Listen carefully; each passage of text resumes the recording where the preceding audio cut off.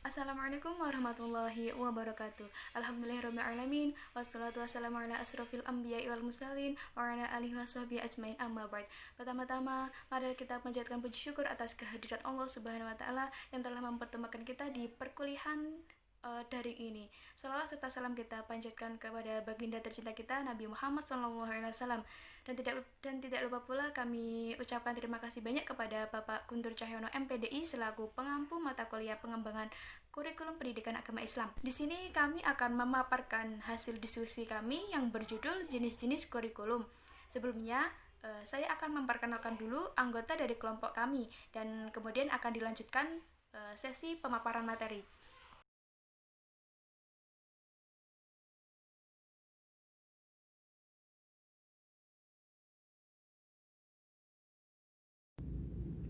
Baik, di sini saya akan memaparkan materi yang pertama mengenai pengertian organisasi kurikulum. Organisasi kurikulum adalah bentuk penyusunan bahan pelajaran yang akan disampaikan kepada siswa atau pengalaman belajar yang ingin dicapai dengan tujuan untuk mempermudah siswa dalam mempelajari bahan pelajaran serta mempermudah dalam melakukan kegiatan belajar, sehingga tujuan pembelajaran dapat tercapai secara efektif. Materi yang kedua adalah unsur-unsur organisasi kurikulum. Unsur yang pertama adalah konsep, yaitu definisi secara singkat dari sekelompok fakta atau gejala. Unsur yang kedua adalah generalisasi, yaitu kesimpulan yang merupakan kristalisasi dari suatu analisis.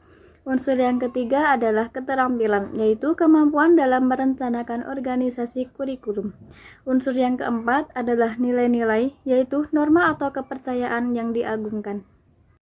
Poin selanjutnya yaitu faktor-faktor dalam organisasi kurikulum. Ada beberapa faktor yang harus diperhatikan dalam penyusunan organisasi kurikulum. Yang pertama, ruang lingkup. Ruang lingkup merupakan keseluruhan materi pelajaran dan pengalaman yang harus dipelajari siswa. Yang kedua, urutan bahan. Urutan bahan merupakan sesuatu yang berhubungan dengan bahan pelajaran yang akan disampaikan kepada siswa dengan tujuan agar proses belajar dapat berjalan dengan lancar. Yang ketiga, kesinambungan. Kesinambungan merupakan sesuatu yang berhubungan dengan bahan pelajaran tiap mata pelajaran pada tiap jenjang sekolah dan materi pelajaran yang terdapat dalam mata pelajaran yang bersangkutan. Yang keempat, keseimbangan. Keseimbangan merupakan faktor yang berhubungan dengan bagaimana semua mata pelajaran itu mendapat perhatian yang layak dalam komposisi kurikulum yang akan diprogramkan pada siswa. Yang kelima, integrasi dan keterpaduan. Integrasi dan keterpaduan berhubungan dengan bagaimana pengetahuan dan pengalaman yang diterima siswa mampu memberi bekal dalam menjawab tantangan hidupnya. Yang keenam, waktu. Kurikulum akhirnya harus dituangkan dalam bentuk mata pelajaran atau kegiatan belajar beserta waktu yang disediakan untuk masing-masing mata pelajaran. Di sini dihadapi masalah distribusi atau pembagian waktu yang harus menjawab pertanyaan seperti berapa tahun suatu mata pelajaran harus diberikan, berapa kali seminggu, dan berapa lama tiap mata pelajaran. Maka karena itu, distribusi waktu kebanyakan didasarkan atas tradisi pengalaman atau pertimbangan para pengembang kurikulum. Poin selanjutnya yaitu prosedur pengorganisasian kurikulum. Menurut Hamalik, dalam pengorganisasian kurikulum terdapat beberapa prosedur, meliputi yang pertama, prosedur pembelajaran. Pemilihan isi kurikulum didasarkan atas materi yang terkandung dalam buku pelajaran atau sejumlah buku pelajaran yang telah dipilih oleh sebuah panitia tertentu. Yang kedua, prosedur survei pendapat. Pemilihan dan pengorganisasian isi kurikulum dilakukan dengan jalan mengadakan survei atau penelitian terhadap pendapat berbagai pihak. Yang ketiga, prosedur studi kesalahan. Yang keempat, prosedur mempelajari kurikulum lainnya. Yang kelima, prosedur analisis kegiatan orang dewasa. Yang keenam, prosedur fungsi sosial. Yang ketujuh, prosedur minat kebutuhan. Selanjutnya, saya akan menjelaskan mengenai jenis-jenis organisasi kurikulum. Yang pertama ada mata pelajaran terpisah atau separated subject kurikulum. Nah, definisi dari mata pelajaran terpisah ini adalah organisasi kurikulum yang beberapa mata pelajarannya terpisah-pisah. Nah, proses pengajarannya ini dilakukan secara sendiri-sendiri tanpa mengaitkan hubungan mata pelajaran yang satu dengan mata pelajaran yang lain. Nah, walaupun mata pelajaran itu diberikan oleh guru yang sama, hal ini juga dapat dilaksanakan secara terpisah-pisah. Contohnya mata pelajaran biologi, geografi, kimia, fisika, sejarah, dan lain-lain. Adapun ciri-ciri dari mata pelajaran terpisah ini, yang pertama adalah guru berperan aktif dalam pembelajaran. Artinya, dalam hal ini, para peserta didik hanya bersifat pasif. Yang kedua, masing-masing mata pelajaran mempunyai waktu dan konsep yang harus diserap oleh peserta didik. Yang ketiga, kurikulum ini tidak memperhatikan yang menjadi bakat, minat, dan apa yang dibutuhkan oleh peserta didik. Yang keempat, penilaian dalam kurikulum ini lebih diarahkan kepada yang namanya tes. Kemudian, mata pelajaran terpisah ini juga mempunyai kelebihan dan kekurangan. Nah, kelebihannya yang pertama adalah setelah pelaksanaan belajar mudah untuk dites dan juga dievaluasi. Yang kedua, dapat diterapkan di semua jenjang pendidikan. Yang ketiga, mempermudah guru dari segi pengajarannya karena konsep awalnya sudah terstruktur. Yang keempat, materi yang telah dikuasai peserta didik telah tersusun secara sistematis.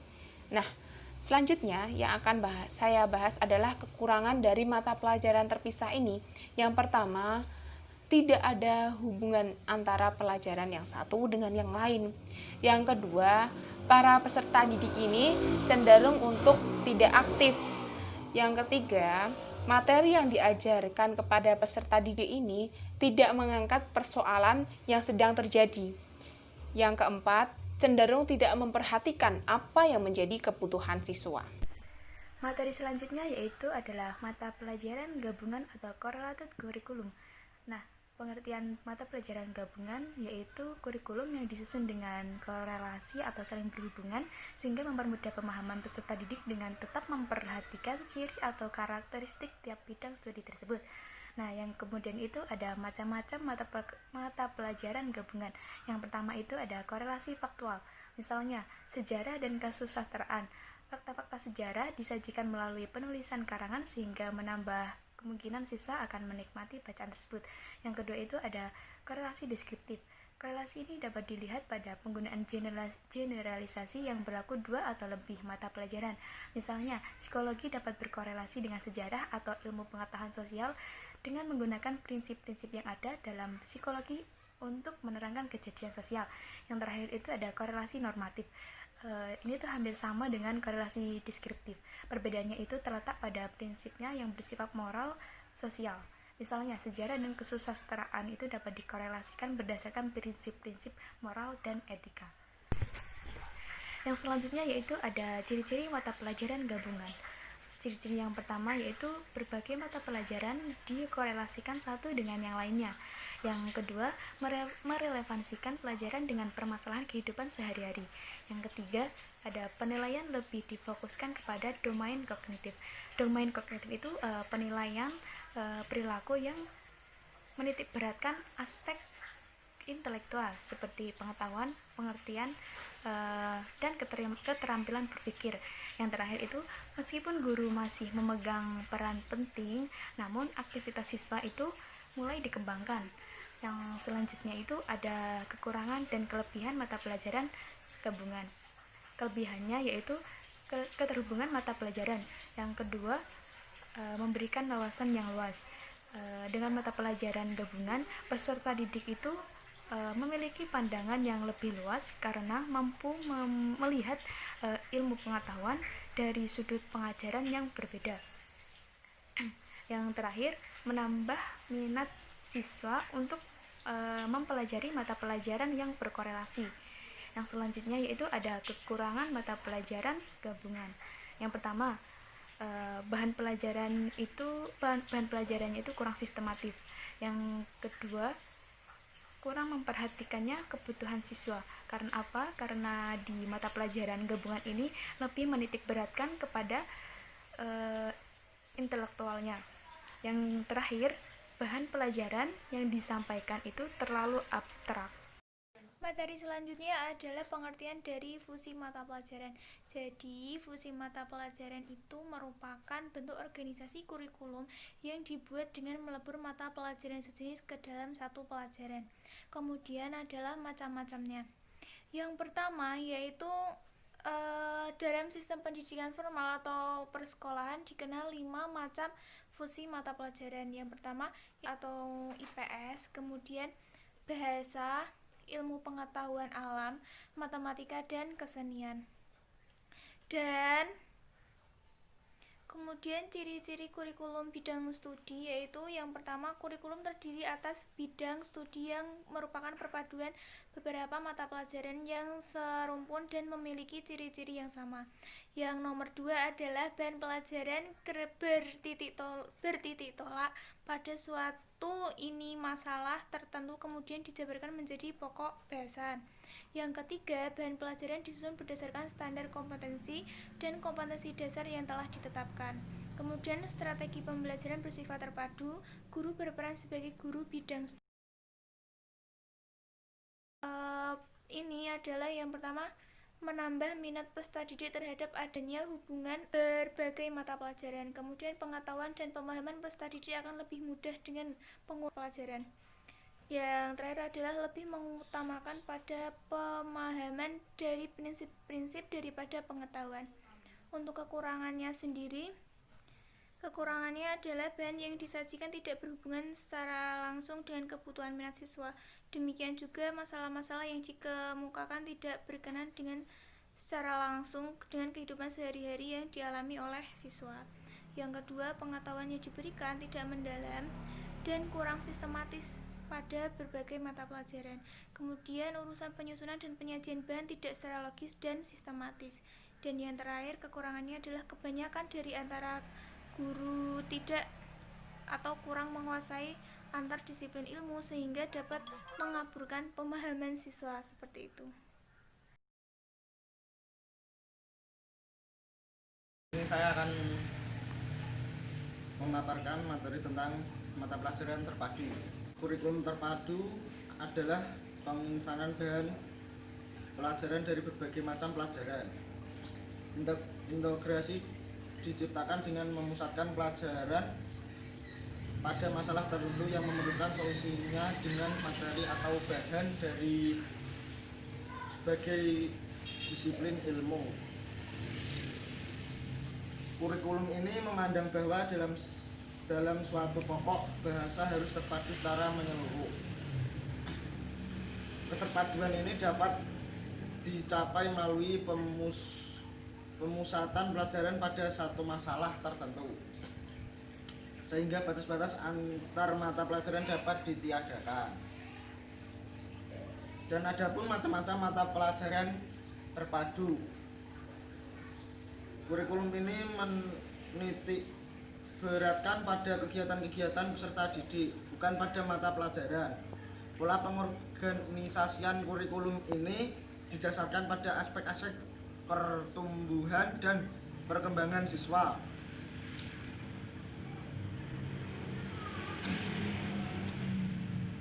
Social function and person situan kurikulum.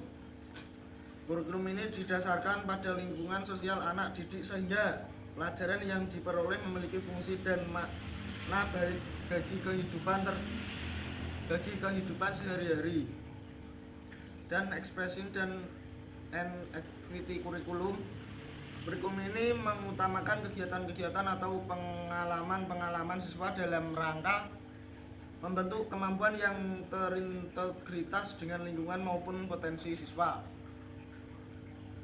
Dan adapun ciri-ciri pelajaran terpadu,